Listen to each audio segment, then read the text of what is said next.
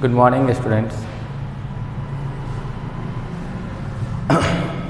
Last class में हम लोगों ने रिलेशन को कंप्लीट किया था और आज नए टॉपिक को लेके आ रहे हैं फंक्शन।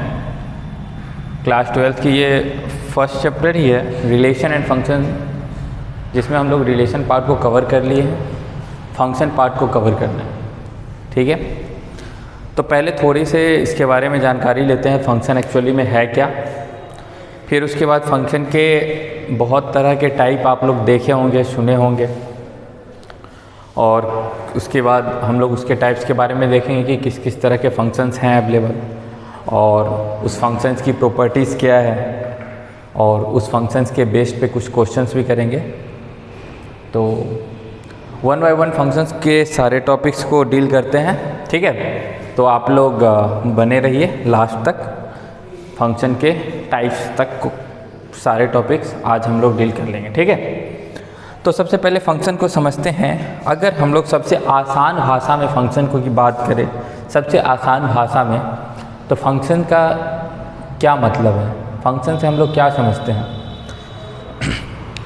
आप लोग बहुत तरह के मशीन अपने डे टू डे लाइफ में देखते होंगे, देखते हैं। हर मशीन का कुछ ना कुछ वर्क होता है। ठीक, हर मशीन कोई ना कोई तरह का काम करता है, कोई ना कोई तरह का क्रिया करता है, और उस क्रिया को करने के लिए उस मशीन को कुछ इनपुट हमें प्रोवाइड करना होता है। अगर हम लोग सबसे सिंपल मशीन की बात करें, जैसे मान लेते हैं कि हम लोग के पास बाइक है। ठीक, बाइक है, अगर आपको बाइक से कहीं ट्रैवल करना है, कहीं भी जाना है, तो उसमें हम लोग इनपुट क्या प्रोवाइड करते हैं, पेट्रोल। तो petrol as an input provide करते हैं, बदले में हमें क्या मिलता है, आउटपुट मिलता है। हम लोग जर्नी कवर करते हैं, हम लोग डिस्टेंस को क्या करते हैं, कवर करते हैं। तो ऐसे बहुत सारे मशीन हैं जिसमें हम लोग इनपुट प्रोवाइड कर रहे हैं और बदले में क्या मिल रहा है, मुझे कुछ वैलिड आउटपुट मिल रहा है। आउटपुट कैसा, वैलिड, जो हमें रिक्वायर्ड है, यानी जिसकी हमें ज़रूरत है कि नहीं बच्चे। तो फंक्शन का अगर सबसे सिंपल लैंग्वेज में कहा जाए तो यह एक मशीन है जिसके अंदर हम लोग कोई इनपुट प्रोवाइड किए और वो मशीन उस इनपुट को लेकर उसके साथ कुछ मैनिपुलेशन करके और वो एक आउटपुट जनरेट करेगा, जो एक वैलिड आउटपुट होगा, जिसकी हमें रिक्वायरमेंट होगी, जिसकी हमें ज़रूरत होगी। यानी अगर सबसे सिंपल लैंग्वेज में बात करें तो ये एक अगर मशीन है, अगर इसमें कोई इनपुट आया और ये कोई आउटपुट आपको देता है, ये बेसिक स्ट्रक्चर है किसका बच्चे, फंक्शन का। ये बेसिक स्ट्रक्चर है फंक्शन का। सबसे सिंपल टर्म्स में ऐसे हम लोग फंक्शन को समझते हैं। ये एक मशीन, यानी ये एक फंक्शन, इससे कुछ इनपुट आया और कुछ आउटपुट ये जनरेट करके दिया। इससे ज़्यादा आसान नहीं कोई लैंग्वेज है। ठीक है, तो इससे सिंपल हम लोग फंक्शन को नहीं समझ सकते हैं। अब हम लोग आते हैं टेक्निकल डेफिनेशन, जो फंक्शन की टेक्निकल डेफिनेशन क्या होता है। अगर फंक्शन को टेक्निकली अगर हम बात करें इन टर्म्स ऑफ मैथ के टर्म में, कैसे हम लोग फंक्शन को समझेंगे, उसको भी समझने के 2-3 तरीके हैं बच्चे। ठीक है, तो हम लोग सबसे पहले याद होगा आपको फर्स्ट वीडियो जब मैंने फर्स्ट वीडियो में जब पढ़ाया था ऑर्डर्ड पेयर के बारे में, याद है। तो हम लोग सबसे पहले अभी ऑर्डर्ड पेयर के बारे में समझते हैं कि अगर ऑर्डर्ड पेयर के पॉइंट ऑफ व्यू से फंक्शन की बात करें, अगर ऑर्डर्ड पेयर मतलब कहने का मतलब बच्चे, जैसे a, b, ये एक ऑर्डर्ड पेयर है ना। तो अगर a, b अगर आपको लिखा हुआ कहीं दिखता है तो a, b से आप क्या समझते हैं कि ये, अगर हम इसके टर्म में फंक्शन को डिफाइन करना चाहेंगे, यानी फंक्शंस का डेफिनेशन ऑर्डर्ड पेयर के टर्म में, यानी अगर ऑर्डर्ड पेयर हमारे पास अवेलेबल है a, b, तो हम लोग को अगर फंक्शन को डिफाइन करना होगा तो कैसे समझेंगे कि ये एक फंक्शन है, यानी कुछ ना कुछ तो a और b के बीच की रिलेशन होगी। अब देखिए हम रिलेशन टर्म लेके आ रहे हैं। अगर फंक्शन की बात करते हैं हम लोग, तो फंक्शन भी एक रिलेशन होता है। क्या होता है बच्चे, फंक्शन भी एक रिलेशन होता है। रिलेशन क्या होता है, रिलेशन एक सबसेट होता है कार्टेशियन प्रोडक्ट का। समझ में आ रहा है ना, लिंक कर पा रहे हैं ना, पिछले जो हम लोगों ने पढ़ चुका है, ये सब ऑलरेडी पढ़ चुके हैं। यानी रिलेशन कार्टेशियन प्रोडक्ट से रिलेशन पे आए, रिलेशन से हम लोग फंक्शन को समझेंगे।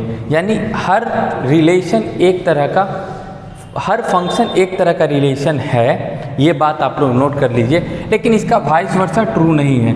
यानी क्या इसका मतलब हुआ बच्चे,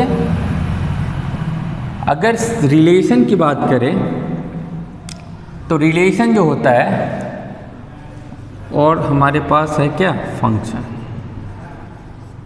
ठीक है, ये फंक्शन जो होता है बच्चे, ये सबसेट होता है किसके, रिलेशन का। यानी रिलेशन जो होगा आपका, उसी का सबसेट होगा फंक्शन। यानी फंक्शन जो भी है वो एक रिलेशन होगा ही होगा, लेकिन सारे रिलेशन जो होंगे, all relation are not function. ये चीज़ आपको ध्यान रखना है। ठीक है बच्चे, कि सारे रिलेशन फंक्शन नहीं होंगे, लेकिन सारे फंक्शन रिलेशन होंगे। ठीक है, चलिए तो अब आते हैं हम लोग ऑर्डर्ड पेयर के टर्म में, इसको समझने की कोशिश करते हैं। ठीक है, ऑर्डर्ड पेयर के टर्म में समझने की कोशिश करते हैं। ये तो हो गया कि रिलेशन और फंक्शन के बीच में क्या प्रॉपर्टी है, क्या उस होल्ड करता है। ठीक है, चलिए अगर हम लोग बात करें, ध्यान से देखिएगा। ठीक है, ए कॉमा बी, ये क्या है बच्चे, ये एक ऑर्डर्ड पेयर है। क्या है, ऑर्डर्ड पेयर। ठीक है बाबू, ये एक ऑर्डर्ड पेयर है, सबको समझ में आ रहा है। अगर हम इस ए की बात करें, ये ए किसी एक सेट से बिलोंग कर रहा होगा। ठीक, ये बी जो है बच्चे, ये किसी दूसरे सेट से बिलोंग कर रहा है। यहाँ तक किसी बच्चे को कोई परेशानी? यानी अगर हम लोग बात करें, लेट ए एंड बी, कितने बच्चे, ए एंड बी दो, are two non empty set. Non empty कहने का मतलब बच्चे, यानी उसमें कोई ना कोई एलिमेंट होंगे, वो वॉइड नहीं होगा, नॉन एम्प्टी सेट्स। अगर ए और बी दो नॉन एम्प्टी सेट हैं आपके पास, non empty set, then non empty set, A and B are two non empty set, then आप इसमें ऐसा कर सकते हैं कि अ रिलेशन, एक relation R from A to B. अगर हम लोग एक रिलेशन ए से बी में डेवलप कर रहे हैं, एक रिलेशन आर ए से बी में, from A to B, is said to be a function, is said to be a function. उस रिलेशन को फंक्शन हम लोग तब कहेंगे, फंक्शन, व्हेन, ठीक है, कब, एक रिलेशन आपका मतलब ए और बी आपके पास दो नॉन एम्प्टी सेट है, और उस सेट के बीच आपने एक रिलेशन डेवलप किया। वो रिलेशन आप फंक्शन कब होगा, उसके लिए कुछ केसेस हैं, आपको ध्यान में रखना है। ठीक है बच्चे, तो पहला कब होगा, पहला कंडीशन ये है कि उस सेट ए के जो एलिमेंट होंगे, यानी अगर ये ए कॉमा बी, अगर ये रिलेशन है, तो मान लेते हैं ये ए कॉमा बी जो है, ये इस रिलेशन को होल्ड कर रहा है। ये क्या कर रहा है बच्चे, इस रिलेशन को होल्ड कर रहा है। अगर ये इस रिलेशन को होल्ड कर रहा है, जहाँ पे ए किस सेट से बिलोंग करना चाहिए, ए सेट से, और बी किस सेट से बिलोंग करना चाहिए बच्चे, बी सेट से। ठीक है, तो वही कह रहा है कि देयर एग्जिस्ट अ ए, जिसका मतलब अगर हम ए की बात करें, अगर इस ए की बात करें बच्चे, तो इसका मतलब जितने सारे ए होंगे आपके पास, मतलब ए के सारे एलिमेंट, मेरे कहने का ये मतलब हुआ कि व्हेन ऑल एलिमेंट्स, ध्यान से देखना, all elements of set A, all elements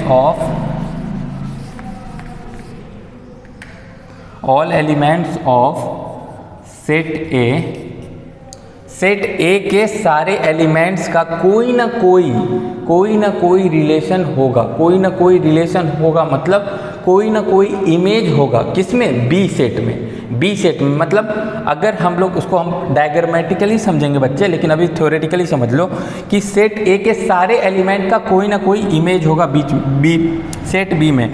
when all elements of set A have an image in set B. ये थ्योरेटिकल लैंग्वेज है, ठीक है, इसको आप मैथमेटिकली समझेंगे डायग्राम से। ये हो गया पहला कंडीशन बच्चे, ठीक है, कि अगर आपके पास दो नॉन एम्प्टी सेट है, नॉन एम्प्टी सेट और ए और बी दो नॉन एम्प्टी सेट है, और अगर आपके पास कोई ऑर्डर्ड पेयर है ए कॉमा बी जो इस रिलेशन को सेटिस्फाई करेगा R from A to B, और जहाँ पे ए जो होगा वो ए से बिलोंग करेगा, बी जो होगा बी से बिलोंग करेगा, ठीक है, यानी मैं इसकी बात कर रहा हूँ, ठीक। तो ये जो होगा ये यहाँ पे जितने भी ए होंगे यानी सारे एलिमेंट सेट ए के, उनका कोई ना कोई इमेज किस में होगा? बी में होगा। अगर ऐसा है तो वो रिलेशन कैसा है? वो रिलेशन एक फंक्शन, ठीक है बच्चे।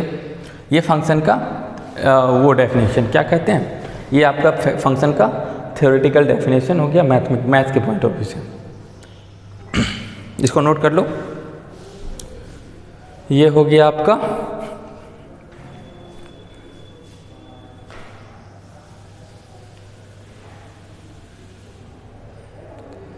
चलिए इसको डायग्रामेटिकली एक बार समझ लेते हैं कि ये फंक्शन है क्या, ठीक है। ये तो आप लोग नोट कर लिए। चलिए अब इसी चीज़ को हम लोग डायग्राम से समझते हैं कि आखिर ये चीज़ें कह क्या रहा है। उससे ज़्यादा बेटर है समझना।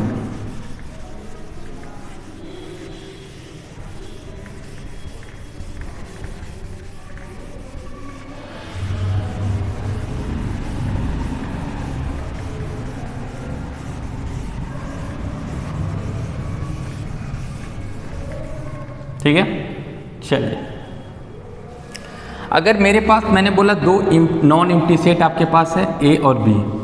चलिए ये दो नॉन एम्प्टी सेट आपके पास है ए और बी, इसमें कुछ एलिमेंट है हमारे पास ए बी सी डी, ठीक है। इसमें आपके पास है 1 2 3 4 एंड 5, ठीक है बच्चे।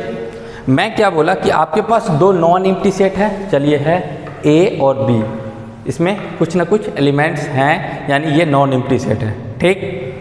उसके बाद मैंने बोला कि ए कॉमा बी कोई रिलेशन को होल्ड कर रहा है, मतलब कोई रिलेशन हमारे पास है, इसके डेवलप किया हूँ मैंने दो सेट का यूज़ करके। ए और बी में कोई रिलेशन है आर एफ टू बी, ये एक रिलेशन है ए टू बी, ठीक। अगर ए कॉमा बी की बात करूँ मैं, यानी ए कॉमा बी इस आर में ही है, ए कॉमा बी इस आर में है, मतलब इसी रिलेशन को होल्ड कर रहा है, इसी रिलेशन को। तो जहाँ पे ए हमारा पहले सेट का एलिमेंट है और बी जो है हमारा दूसरे सेट का एलिमेंट है, यानी ये सेट बी का और ए जो है हमारा सेट ए का एलिमेंट है, ठीक। तो मैं बोल रहा हूँ कि ए के सारे एलिमेंट मतलब ए सेट की बात कर रहा हूँ मैं। सेट ए की सारे एलिमेंट की बात करूँ तो यहाँ पे सेट ए के कौन कौन से एलिमेंट हैं? ए बी सी और डी, चार एलिमेंट हैं। इन चारों एलिमेंट का कोई ना कोई इमेज होगा सेट बी में, ठीक है, यानी हर कोई किसी न किसी चीज़ से कनेक्टेड होगा, मान लेते हैं ये बी सी से, ठीक। तो आप देख पा रहे हैं कि मेरे एक सेट के सारे एलिमेंट का कोई ना कोई इमेज यहाँ बन रहा है, ठीक है बच्चे। और ये चीज़ आप एक वो टर्म भी याद रखना, ये जो होते हैं ये इसको हम लोग बोलते हैं इमेज, और ये जो होता है आपका वो होता है प्री इमेज। क्या होता है बच्चे? Pre image. ये टर्म याद रखना है, ठीक है। फंक्शन को हम लोग और किस नाम से जानते हैं?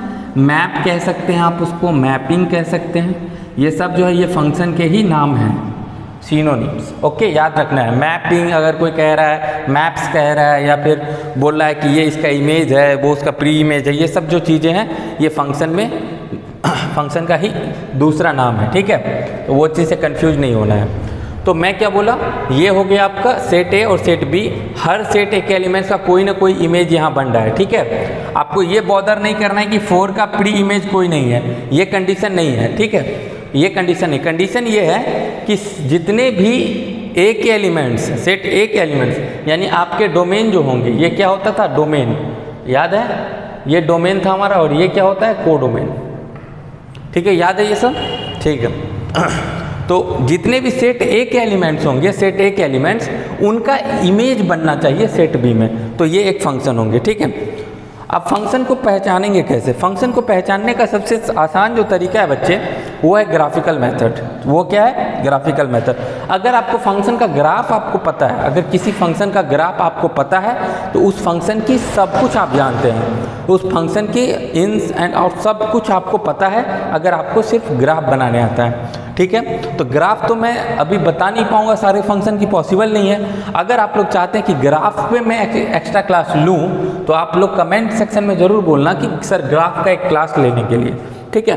काहे कि बहुत सारे लोगों को आती भी होगी ग्राफ, बहुत सारे लोगों को ग्राफ से डर भी लगता है और बहुत सारे लोगों को ग्राफ्स के बारे में पता नहीं होगा। लेकिन विश्वास कीजिए कि अगर आप लोगों को ग्राफ्स नहीं पता है तो मैं आपको ग्राफ बता सकता हूं, और बताने के बाद आप लोग किसी भी फंक्शन की ग्राफ विद इन मिनट आप लोग ड्रॉ कर सकते हैं और उस फंक्शन की पूरी हिस्ट्री बता सकते हैं कि वो फंक्शन दिखता कैसा है, वो फंक्शन का डोमेन क्या है, उसका रेंज क्या है, वो फंक्शन किस तरह का फंक्शन है, सब बता दीजिएगा अगर आपको ग्राफ पता है तो, ठीक है। तो ग्राफ पे अगर क्लास चाहते हैं आप लोग तो कमेंट सेक्शन में बताइएगा, ठीक है, कि सर ग्राफ भी आप एक बार सारे फंक्शन की बता दो। तो मैं सारे फंक्शन की ग्राफ आपको बताऊंगा कि कैसे ग्राफ बनता है। अगर कोई फंक्शन में ओरिजिनल फंक्शन में मॉडिफाई कर दिया गया तो उस मॉडिफाइड फंक्शन का ग्राफ कैसे बनेगा, यानी एक फंक्शन से दूसरे फंक्शन में चले गए, उस दूसरे फंक्शन का ग्राफ बनाना है तो कैसे बनाएंगे, ठीक है। ओरिजिनल ग्राफ से लेके हम लोग मॉडिफिकेशन वाले पार्ट को भी कवर करेंगे। आप लोग कमेंट सेक्शन में बताइएगा कि सर ग्राफ पे क्लास लेने के लिए, ठीक है। चलिए, तो अभी मैं बता रहा था कि अगर आपके पास किसी फंक्शन का ग्राफ पता है आपको, लेट सपोज मैं मान लेता हूं कि आपको फंक्शन का ग्राफ पता है, ठीक है, उसके बाद की बात कर रहा हूं मैं। चलिए, मेरे पास कुछ ग्राफ है बच्चे, मान लेते हैं मेरे पास कुछ ग्राफ है फंक्शन के, कुछ फंक्शन है उनके ग्राफ मैं खींच रहा हूं, ठीक है।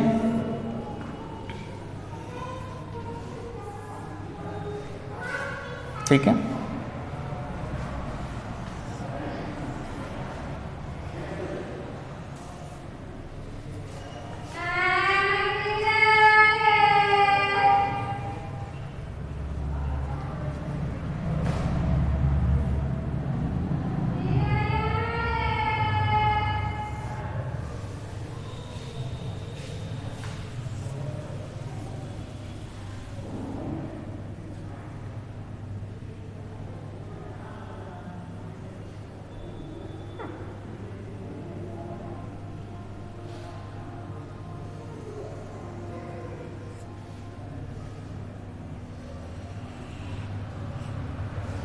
यहाँ पे मैंने कुछ फंक्शंस के ग्राफ खींचे हैं, ठीक है बच्चे।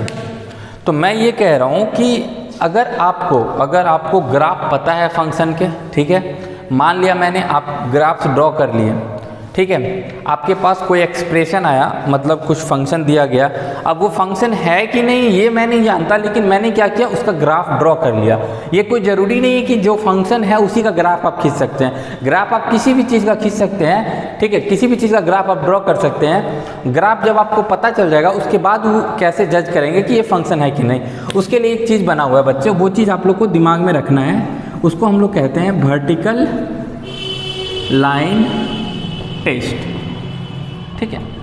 एक होता है vertical line test. Vertical line test क्या होता है बच्चे, आपका जो वाई एक्सिस है ना, वो जो वाई एक्सिस है, ये यहाँ मैंने इस फ्रेम में बनाया है, एक्स ये है हमारा, वाई ये है, सारे डायग्राम के लिए, ठीक है, सारे डायग्राम के लिए ये हमारा एक्स है और ये हमारा वाई, ठीक है बच्चे। तो उसी हिसाब से बना रहा हूँ, आप चाहो तो कोऑर्डिनेट चेंज कर सकते हो, कोऑर्डिनेट एक्सिस, लेकिन ग्राफ मैंने उसी पॉइंट ऑफ व्यू से बनाया है, ठीक है बच्चे। चलिए, तो मैं बोल रहा हूँ कि वर्टिकल लाइन टेस्ट का मतलब ये हुआ कि आपका जो वाई एक्सिस है उसके पैरेलल आपको एक लाइन ड्रॉ करना है। कहाँ ड्रॉ करना है, अगर मैं यहाँ पे ड्रॉ करूँगा तो इसका कोई मीनिंग नहीं है, ठीक है, ये भी वाई एक्सिस के पैरेलल ही मैंने खींचा है, लेकिन मुझे क्या करना है, वाई एक्सिस के पैरेलल लाइन ड्रॉ तो करना है, लेकिन किस पार्ट में करना है, जिस पार्ट में आपका ग्राफ लाई कर रहा है, ठीक है बच्चे। मेरा ग्राफ इस पार्ट में, मैंने वाई एक्सिस के पैरेलल लाइन खींचा। अब खींचने के बाद क्या करेंगे, मुझे ये देखना है कि वो जो लाइन मैंने ड्रॉ किया वो मेरे ग्राफ को कितने पॉइंट्स पे कट कर रहा है, कितने पॉइंट पे कट कर रहा है। अगर वो सिंगल पॉइंट पे कट कर रहा है तो वो फंक्शन है, मोर देन वन पॉइंट पे कट करेगा तो वो फंक्शन नहीं है, याद रखना, ठीक है। यानी सिंगल पॉइंट पे जहाँ जहाँ कट होगा वो फंक्शन है, यानी ये फंक्शन है। रीजन, क्योंकि मेरा जो ग्राफ है वो ये है और उसको एक ही पॉइंट पे कट हो रहा है। Got it guys. अगर मैं इसकी बात करूँ, मैं कहीं भी पैरेलल लाइन खींच लूँ वाई एक्सिस के, हर जगह वो कितने पॉइंट पे कट करेगा, एक पॉइंट पे कट करेगा।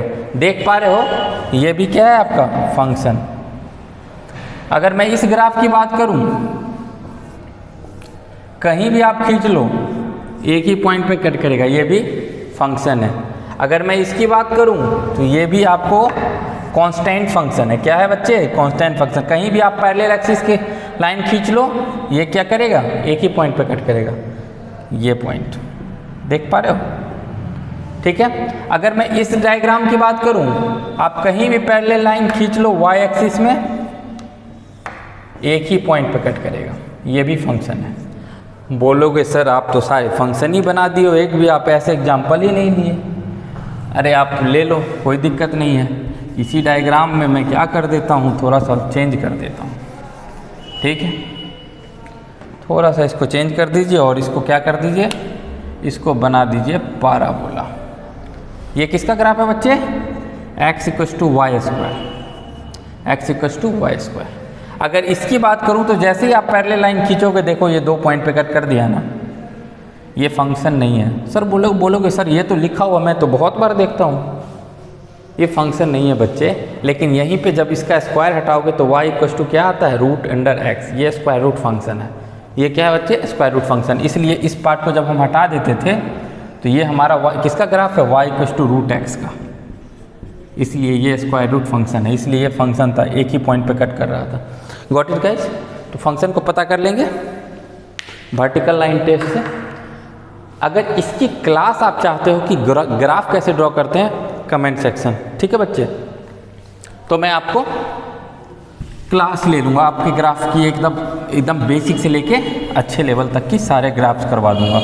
आप किसी भी एक्सप्रेशन को देखकर उसकी ग्राफ ऐसे ही खींच दोगे, मन कैलकुलेट कर लोगे, अच्छा इसकी ग्राफ ये है, इसकी रेंज डोमेन ये होगी, सब कुछ पता चल जाएगा। ग्राफ आना चाहिए बस, ठीक है बच्चे।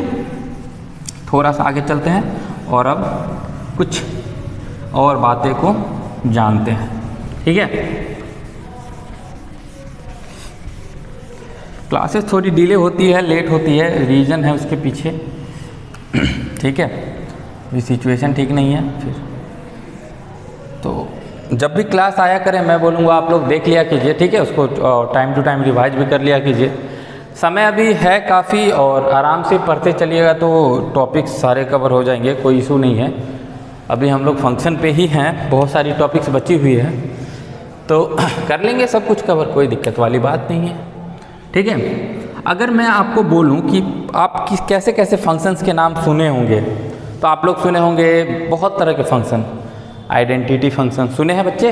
आइडेंटिटी फंक्शन क्या होता है, आइडेंटिटी फंक्शन ये होता है, ये आपका y = x वाला जो चीज़ें हैं ना, ये क्या होता है, आइडेंटिटी फंक्शन।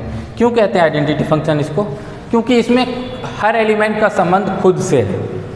खुद से है का क्या मतलब, 1 पे वैल्यू 1, 2 पे वैल्यू 2, 3 पे वैल्यू 3, 4 पे वैल्यू 4। तो देख रहे हो, जो आपकी इनपुट है वही आपकी क्या है, आउटपुट है। इसको क्या कहते हैं, आइडेंटिटी फंक्शन। याद रखोगे बच्चे, चलो बढ़िया, आगे बढ़ता हूँ। अगर आपको बोला गया होगा, सुने होंगे आप कांस्टेंट फंक्शन। किस तरह का फंक्शन, कांस्टेंट फंक्शन। ये सब टाइप्स नहीं है बच्चे फंक्शन के, ये सब फंक्शंस के टाइप नहीं है, ये सब फंक्शन के जो टाइप हैं उसके एग्जाम्पल्स हैं। क्या है बच्चे, एग्जाम्पल हैं। समझ रहे हो बच्चे, ये हमारा कैसा फंक्शन है, ये 1-1 फंक्शन है। कैसा है 1-1 फंक्शन बच्चा, 1-1 एक फंक्शन का टाइप है, लेकिन ये उसका एक एग्जाम्पल है। ये मत बोलना कि सर आइडेंटिटी फंक्शन तो एक फंक्शन ऑलरेडी है, ये भी टाइप में। ये सब टाइप्स नहीं है, ये सब एग्जाम्पल है, ठीक है बच्चे, कंफ्यूज नहीं होना है, ठीक है। टाइप्स हम लोग पढ़ेंगे थोड़ी देर बाद, ये सब एग्जाम्पल है, ठीक है, तो पहले टाइप्स पढ़ा दूँ, उसके बाद उसी टाइप्स में देखूंगा जो होंगे वो फंक्शन बता दूंगा। और जब ग्राफ्स की क्लास लूँगा तो सारे फंक्शन के ग्राफ्स बाकायदे खींच के दिखाऊंगा, ड्रॉ करके दिखाऊंगा कि कैसे उस फंक्शन की ग्राफ्स हम लोग ड्रॉ कर पा रहे हैं। ठीक है, तो हम लोग डायरेक्ट टाइप्स पे चलते हैं बच्चे। ठीक है, डायरेक्ट हम लोग टाइप्स पे चलते हैं। आपको टाइप्स बताऊँगा आज, उसके बाद छोड़ूंगा, मुझे भी कुछ काम है आज, तो ज़्यादा लंबी क्लास नहीं करूँगा।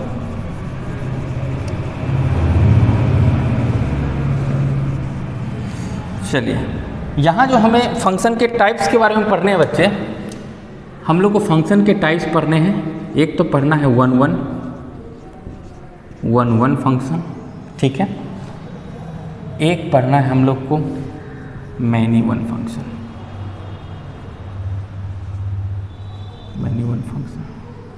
ठीक है। समझ रहे हो बच्चे? अब हम लोग को इसी में पढ़ना है, एक फंक्शन पढ़ना है ऑन टू फंक्शन,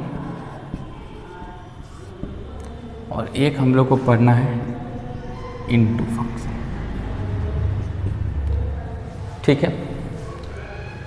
तो हम लोग वन और मैनी वन को अभी पढ़ते हैं, ऑन टू और इनटू को नेक्स्ट क्लास में करते हैं, ठीक है। कोई दिक्कत? चलिए, तो हम लोग वन को समझते हैं कि ये है क्या। अगर वन की बात करूं बच्चे, इसको हम लोग कहते हैं इंजेक्टिव। क्या कहते हैं? इंजेक्टिव मैपिंग कहिए आप या फंक्शन कहिए, कोई भी दिक्कत वाली बात नहीं है। टर्म्स में कंफ्यूज नहीं होना है, टर्म्स वगैरह तो बस ऐसे ही कंफ्यूजन के लिए देते हैं। इंजेक्टिव मैपिंग मतलब वन फंक्शन को इंजेक्टिव फंक्शन भी कहते हैं, ठीक है। वन फंक्शन नाम से ही क्लियर होगा, सबको पता है ना, सबको पता है ना, बताने की कोई ज़रूरत नहीं है। वन मतलब एक इनपुट एक आउटपुट, एक इनपुट एक आउटपुट। इनपुट बदलिएगा, आउटपुट क्या हो जाएगा? बदल जाएगा। अगर ऐसा हो पा रहा है तो वन फंक्शन है, नहीं हो पा रहा है तो मतलब मैनी वन फंक्शन होगा, हो सकता। ये तो तब ना चेक कीजिएगा, ये तो तब ना चेक कीजिएगा जब वो फंक्शन वहाँ होगा। फंक्शन नहीं रहेगा तो कैसे चेक कीजिएगा कि वन है कि मैनी वन है? तो आपको सबसे पहले क्या चेक करना होगा? आपको सबसे पहले यही चेक करना होगा कि वो फंक्शन है कि नहीं, ठीक है। तो वो फंक्शन है कि नहीं ये कैसे चेक कीजिएगा? ये फंक्शन है कि नहीं वो आपको चेक करने के लिए अगर ग्राफ पता है तो अभी बताए थे वर्टिकल लाइन टेस्ट। ग्राफ नहीं पता है तो क्या कीजिएगा? अगर ग्राफ नहीं पता है तब क्या कीजिएगा? ग्राफ नहीं पता है तो उस समय आपको ये देखना होगा उसकी डोमेन और रेंज जो आपको पता, अगर निकाल पाए तो कोई दिक्कत ही वाली बात नहीं है, ठीक है। अगर आपको चलिए डोमेन और रेंज नहीं पता है तो कोई दिक्कत नहीं है। अगर आपके पास कोई मान लेते फंक्शन है y=x², ये एक फंक्शन है ना जी, ये एक फंक्शन है ना जी। फंक्शन का डेफिनेशन पता है ना आपको? क्या बताए थे? फंक्शन का डेफिनेशन में ये बताए थे कि x जो होगा ये आपका x, यानी ये x क्या होता है? ये डोमेन है आपका। क्या है बच्चे? ये डोमेन है आपका। जो डोमेन होगा ना उसका जैसे ही आप बदलोगे डोमेन, मतलब उसमें डोमेन में से कोई भी वैल्यू अगर आप इसमें पुट कर दिए, चलिए आपके मान लेते हैं इस फंक्शन का डोमेन मान लेते हैं ये तो ऑल रियल है, इस फंक्शन का डोमेन क्या है? ऑल रियल है। चलिए मैं यहाँ पे -1 पुट कर दे रहा हूँ, रियल में आ रहा है ना, ऑल रियल में। -1 पुट करेंगे तो y का वैल्यू क्या आएगा? 1 आएगा। 1 पुट करेंगे तो क्या आएगा? 1 आएगा, ठीक है। तो देख रहे हो कि x का वैल्यू -1 और 1 दोनों पे क्या वैल्यू मिल रहा है हमको? 1 मिल रहा है। क्या वैल्यू मिल रहा है? 1। ये फंक्शन जो है ये कैसा फंक्शन है? पहले तो बताओ ये फंक्शन है कि नहीं? बिल्कुल है। क्यों है? काहे कि मैंने बोला था कि इसके डोमेन की हर एलिमेंट का कोई ना कोई इमेज यहाँ बनेगा, कोई ना कोई इमेज बनेगा। अगर हम एक बात बताओ, ऑल रियल वैल्यू हमारे पास डोमेन में है, क्या मैं उसका स्क्वायर जब करूँगा, वो एक वैलिड रिजल्ट देगा कि नहीं देगा? क्या वो वैलिड रिजल्ट देगा कि नहीं? मैं अगर 15 बात करूँ, 15 का स्क्वायर करूँगा वो भी एक रिजल्ट वैलिड इनपुट देगा। अगर मैं 10 की बात करूँ वो भी वैलिड इनपुट देगा। -100 की बात करूँ वो भी वैलिड इनपुट देगा। मतलब ऑल रियल में जितने भी वैल्यू हैं उनका जब स्क्वायर करेंगे तो y का कुछ ना कुछ वैल्यू आएगा। आएगा कि नहीं आएगा? आएगा कि नहीं आएगा? आएगा ना। तो वही बोल रहा है कि इसमें x के सारे वैल्यू जितने हैं, यानी पहले से के सारे एलिमेंट का एक इमेज यहाँ पे आपको बनेगा, इसलिए ये एक फंक्शन है। ये तो डेफिनेशन के थ्रू हो गया कि अगर आपको डेफिनेशन पता है तो आप ऐसे कर सकते हैं, नहीं तो सबसे आसान तरीका क्या था? y=x²। ग्राफ खींच लो, ये ग्राफ है, हर जगह एक ही लाइन पे कट कर रहा है, एक ही पॉइंट पे कट कर रहा है, मतलब ये फंक्शन है। तो graph is obviously very easy. अगर ग्राफ आपको पता है तो कोई भी चीज़ को पता करना सबसे आसान काम है कि नहीं बच्चे? तो ग्राफ पता होना चाहिए। ये तो हो गया, आपको ग्राफिकल मेथड से पता करना होगा, तो कैसे करेंगे? चलिए, तो मैं बोल रहा था 1-1 फंक्शन के बारे में। 1-1 फंक्शन के बारे में क्या बोला भैया?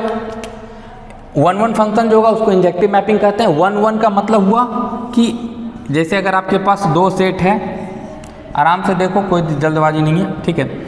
हर एलिमेंट का एक ही मैपिंग होगा, हर एलिमेंट का एक ही मैपिंग होगा। समझ पा रहे हो बच्चे? समझ पा रहे हो? ऐसा नहीं कर सकता था मैं कि सी को ऐसे कर दिया, मतलब सी भी क्या कर रहा है, 1 से रिलेट कर रहा है, ऐसा नहीं होगा। अगर ऐसा होगा तो ये मैनी 1 फंक्शन हो जाएगा, यानी 1-1 का जस्ट अपोजिट वाला बात केस है ये किसका एग्जाम्पल हो गया? ये मैनी 1 का। यहीं पे अगर आप इसको हटा दीजिएगा ना, यानी ये 1-1 है। समझ में आ रहा है बात आपको? बस वही चीज़ है, इसमें कोई रॉकेट साइंस नहीं है। 1-1 मैनी 1 समझना बहुत आसान है, उसमें कोई दिक्कत नहीं है। हाँ, थोड़ा सा ऑन टू और इन टू को थोड़ा ध्यान से देखना होता है, तो उसके लिए कोई टेंशन वाली बात नहीं है, वो भी आसानी है, ठीक है। फंक्शन बहुत आसान है, आराम से पढ़िएगा, कोई दिक्कत वाली बात है ही नहीं, ठीक है। चलिए, तो ये तो हो गया आपका 1-1 फंक्शन, समझ में आया? हर कोई का एक ही इमेज बनेगा, समझ रहे हो? एक अगर 1 के साथ एक अगर इमेज 1 पे बन रहा है तो एक का कहीं और इमेज नहीं बनेगा। अगर ऐसा होगा तो वो फंक्शन ही नहीं है। समझ में आ रहा है बात को? अगर मैं आपको इसी चीज़ में, इसी एग्जाम्पल में एक चीज़ ध्यान से देख ही लीजिए आप लोग। अगर मैं बात करूं A, B, C 1, 2 और 3, ठीक है। अगर मैं बोलूं बच्चे A का इमेज 1 भी बन रहा है, A का इमेज 2 पे भी बन रहा है, ठीक है। B का इमेज 3 पे बन रहा है और C का इमेज 2 पे बन रहा है। ऐसा मैंने कुछ बना दिया, ठीक है, ऐसा कुछ मैंने रिलेशन बना दिया, ठीक है। तो मैं क्या बोल रहा हूँ कि क्या ये फंक्शन है? क्या रिलेशन तो है, रिलेशन है कि नहीं है बच्चे? रिलेशन तो है, रिलेशन है कि नहीं है? यानी रिलेशन है, नो डाउट, लेकिन ये फंक्शन नहीं है। रीज़न क्या है? मैंने क्या बोला था फंक्शन का कि उसमें एक पॉइंट मैंने तो लिखा ही नहीं था, ठीक है। अच्छा, उसमें दूसरा पॉइंट ये ऐड कर लेना कि जितने भी आपके, दूसरा पॉइंट में क्या होगा कि आपके जो सेट ए के एलिमेंट होंगे उसका सिंगल इमेज बनना चाहिए बच्चे। क्या बनना चाहिए? उसका सिंगल इमेज बनना चाहिए। ऐसा नहीं कि ए का 2 इमेज बन रहा है, ए का एक ही इमेज बनेगा। हाँ, हो सकता है कि ये जो इमेज है वो किसी और का बन सकता है, वो मैनी 1 का केस है। लेकिन अगर ऐसे अगर हुआ ना, मतलब एक इनपुट का 2 आउटपुट पॉसिबल है क्या? फंक्शन एक मशीन है, ये फंक्शन एक मशीन है। आप मशीन में कह रहे हो कि आप पेट्रोल दिए तब भी गाड़ी चल रहा है, पानी दिए तब भी चल रहा है, ऐसा नहीं होता है, ठीक है। तो ये एक तरीके से अब एक्सेप्शनल केस अलग है, लेकिन इस केस में नहीं होगा ऐसा, ठीक है। यानी एक इनपुट पे एक ही आउटपुट आएगा, ठीक है। ऐसा नहीं कि इनपुट आप वही रखे हो, आउटपुट बार बार बदल बदल के आ रहा है, ठीक है। तो वो फंक्शन नहीं है। आ सकता है लेकिन वो फंक्शन के केस में नहीं होगा। अगर फंक्शन वो होगा सिंगल इनपुट, जैसे ही आप बदलोगे इनपुट, आउटपुट बदल जाएगा, ठीक है बच्चे। ऐसा वो ध्यान रखना है। 2 डिफरेंट इनपुट पे सेम आउटपुट ऐसा हो सकता है, लेकिन एक इनपुट पे 2 डिफरेंट आउटपुट नहीं सब पॉसिबल है, समझ रहे हो? ये केस हमारा दूसरा है। 2 इनपुट पे सेम आउटपुट आ सकता है, लेकिन एक इनपुट पे 2 डिफरेंट आउटपुट नहीं आएगा। फंक्शन के केस में ये याद रखना है, यानी एक इनपुट पे 2 डिफरेंट आउटपुट नहीं आएगा, ठीक है। तो 1-1 का केस समझ में आया कि वो सिंगल होगा, एक का इमेज एक ही जगह होगा। मैनी 1 के केस का क्या हो? मैनी 1 का एग्जाम्पल क्या हो गया बच्चे? मैनी 1 का एग्जाम्पल हो गया कि अगर आपके पास A, B, C 1, 2, 3 3 एलिमेंट्स इसमें, 3 एलिमेंट्स इसमें, A का 1 के साथ मैपिंग कर रहे हैं, B का भी 1 के साथ मैपिंग कर रहे हैं और C का 2 के साथ। फंक्शन है, सेटिस्फाइड हो रहा है। रीजन, सारे एलिमेंट का कोई ना कोई इमेज बन रहा है, पहला कंडीशन। दूसरा क्या है कि किसी एक इनपुट का 2 डिफरेंट आउटपुट नहीं आ रहा है, किसी एक इनपुट का 2 डिफरेंट आउटपुट नहीं, सबका सिंगल मैपिंग है। देख रहे हो, सबका सिंगल मैपिंग है ना। ए का किसके साथ है? 1 का, बी का 1 के साथ। और मैनी 1 क्यों है? क्या है कि 2 डिफरेंट इनपुट पे सेम आउटपुट आ रहा है। Got it? यानी y अगर x² की बात करूं, ये कैसा फंक्शन है? ये मैनी 1 फंक्शन है। कैसा फंक्शन है बच्चा? ये मैनी 1 फंक्शन है, ठीक है। लेकिन अगर y x की बात करूं तो ये कैसा है? 1-1 फंक्शन है, जिसको हम लोग इंजेक्टिव मैपिंग कहते हैं, ठीक है। तो आज यहीं तक रखते हैं। नेक्स्ट क्लास में हम लोग देखेंगे onto into function, surjective bijective function, ठीक है।